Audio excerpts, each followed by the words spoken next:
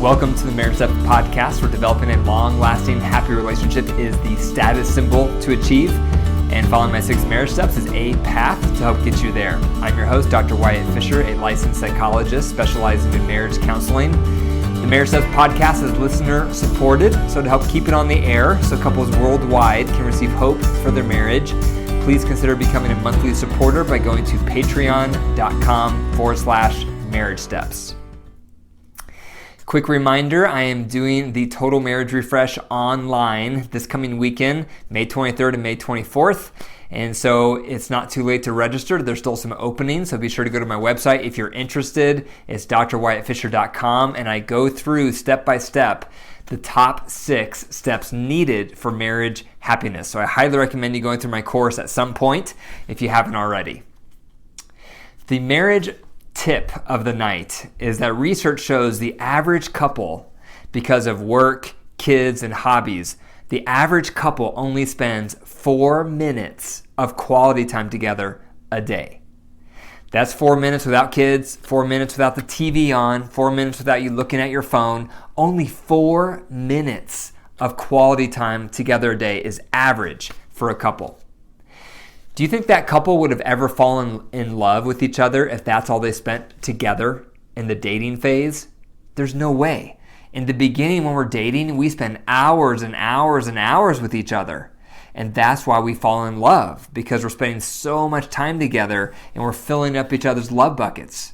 But through the years, because of kids, and because of the mortgage, and because of the job, and because of the hobbies, and because of tech, we stop having that same level of quality time together.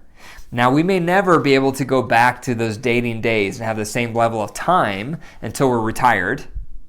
However, we can do much better than 4 minutes a day. That's horrible. So the goal to strive towards is trying to shoot for an hour of quality time together a day. 1 hour. That's 1 hour without your kids, 1 hour without the TV on, 1 hour without tech, 1 hour just to connect and talk and perhaps play some games together and connect physically. But 1 hour a day is recommended to stay close and to retain your identity as a couple. Okay, the marriage joke of the night is there was a woman and she was noticing her husband looked really depressed. It had been raining for several days and he was looking through the window just looking really depressed. And so she concluded, if he continues to look like that, I guess I'm going to have to let him inside. Okay, the marriage message of the night. So tonight I'm going to be fielding questions. I'm always encouraging listeners to send me questions. And this past week on my Facebook page, I just posted, what are your top marriage questions? And I had lots of questions coming in. And so I'm going to address some of them here. Now, when I address questions, I take out the names just so that you feel comfortable asking questions, because I'm not going to rat you out. I'm not going to say your name. I'm not going to share any identifying information just to protect your confidentiality. So the first question, I feel like I'm constantly working harder on the marriage than my partner. What should I do? Have you been there? Feeling like you're working harder than your partner? That's a terrible feeling to have. So I'd recommend a few things if you're in this place. First thing is to unpack why. To uncover with your partner what's making them not very motivated to work on the marriage. Maybe they're resentful at something. Maybe they don't see the benefits for them of working on the marriage. Perhaps the way you want to work on the marriage is not the way they want to work on the marriage. You want to understand the why. What's the why behind their behavior? If having that discussion doesn't uncover the why so that you can resolve it, the next step would be going to a marriage counselor.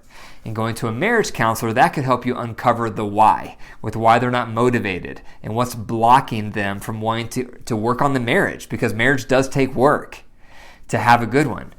If after 3 to 6 months of marriage counseling, they're still not motivated to work on the marriage, I would encourage you to get a separation. Because no one deserves to be in a relationship where you're not both equally working at it. And if you've already gone through the trouble of seeing a marriage counselor and they're still not willing to work on the marriage, you need to have a separation. Because a lot of times that's what it's going to take to get their attention to finally be motivated to make some changes. Second question, how do I know when my marriage is over? It's It's a sad question, but it happens. How do I know when my marriage is over? One way you know is if you're abused. If you're abused on any level, verbally, physically, sexually by your partner, your marriage is over. Another way you know your marriage is over is if you've experienced infidelity. Some couples can make it through infidelity and heal, but it's very difficult and there's a narrow road. You may want to check out my article on my website, on my blog, which is the 10 steps to affair recovery. But a lot of couples that go through affairs don't make it. So that's another sign that your marriage may be over. The third sign you know that your marriage is over is if both of you aren't willing to work at the marriage, which relates to the previous question. Marriage takes two active, motivated partners. If you're both not willing and able and motivated to tend to the marriage and work at it, your marriage will not get better. And that's a sign that it could be over. Okay, number 3, the third question is, my husband travels 80% of the month and we have no intimacy. What should I do? This is so sad to see this, and I see it a lot with the couples I work with, where one couple is constantly traveling. Traveling is poison to marriage for 2 reasons. One is when you're traveling, you can't be together to fill up each other's love buckets. You can't meet each other's needs when you're apart. And 2, the more you travel, the more temptation you're probably going to experience, both for the person traveling and for the person at home. So, couples who experience this, where one partner or both are traveling a lot, they normally don't make it. So for this person asking this question, my recommendation would be you have to make a choice. Are you going to choose your partner's career and sacrifice your marriage? Or are you going to sacrifice his career to prioritize the marriage? Because you can't have both. You can't travel all the time and expect to have a good marriage. It doesn't work like that. You have to do one or the other. If you're going to travel a lot, don't get married. If you're going to have a good marriage, find a job where travel is at a minimum, because you're not going to have a good marriage unless you're with your partner at least 3/4 of the month. You want to be with your partner at least 75% of the time, because it requires that to tend to them, to nurture them, to fill up their love bucket. If you're gone, you can't do that. So for this lady asking this question, I would have a hard conversation with your husband and talk about what other career tracks would work for both of you so that travel's at a minimum so that you're prioritizing your marriage. Okay, number 4 is connected to this question, but it's a little different. How can we keep our relationship alive long distance? So some of you right now during COVID might be separated from your partner, perhaps because of work or perhaps because of the quarantine, whatever it is, but you may find yourself for short periods of time having a long distance relationship. The key word there is short term. If you know you're going to be separated from your partner just for, say, 3 months or 6 months, you can make that work, and I'll give you some tips how. But if it's a long-term setup, the relationship is probably over, because you're not going to be able to make it through, because you're not going to be able to fill up each other's love buckets, which is what I just talked about. So if you're in a short-term, long-distance setup with your partner, a couple tips. 1, make sure you're having a daily video chat. You want to see your partner. You want to read their verbals and their non-verbals. You can't do that just over the phone. So have a daily video chat. During the video chat, make sure you're doing your head-heart check. The head is talking about everything you did throughout the day. The heart is what did you feel during the day and why. So mad, sad, glad, or fear, and why. That cultivates emotional intimacy. When you get down to that level of sharing your heart, that's important. And a lot of couples don't do that. Another tip during the video chat is play a game together for some entertainment. Another idea is to grow together. So maybe read a marriage book together or listen to this podcast together, something where you're growing together. Another option is to surprise one another with some gifts from Amazon here and there to show that you're thinking about each other. Also, I'd recommend making sure you see each other no less than once a month so you can connect physically as well. Okay, number 5, and this is the last question I'm going to cover for tonight, is a person wrote in and they said, we don't share a bedroom. Is that okay? That's an interesting question.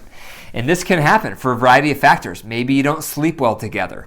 Maybe you have different sleep patterns. One of you likes to go to bed early. One of you likes to go to bed late. Maybe one of you snores and it's hard for the other person to sleep. My wife is a very light sleeper, and so she can sometimes have a hard time sleeping in our bed together. We do share a bed, but she can have a hard time sometimes because if I get up to use the restroom, it wakes her up. If the dog rolls around in the kennel that's in our bedroom, it wakes her up. She wakes up easily. So it can be tempting at times to not share a bedroom for couples.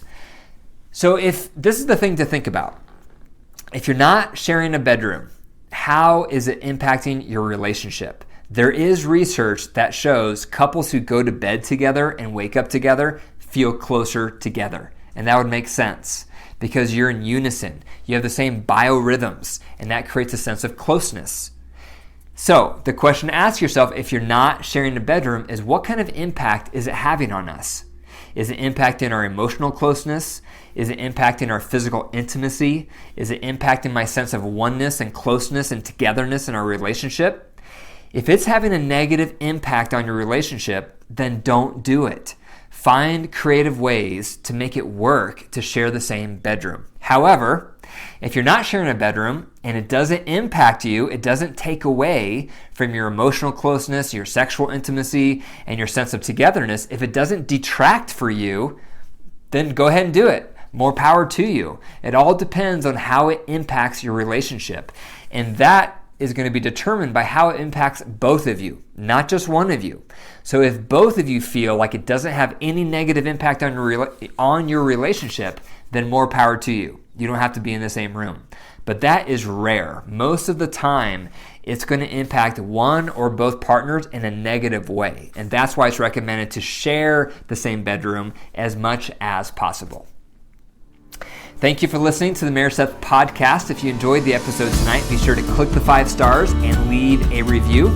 Be sure to send me your marriage questions through Instagram, Facebook, or email me at info@drwyattfisher.com. And for more marriage resources, be sure to go to my website, drwyattfisher.com. And remember, your marriage is alive. So if you care for it, it will grow. But if you don't and you neglect it, it will die. The choice is up to you. Take care.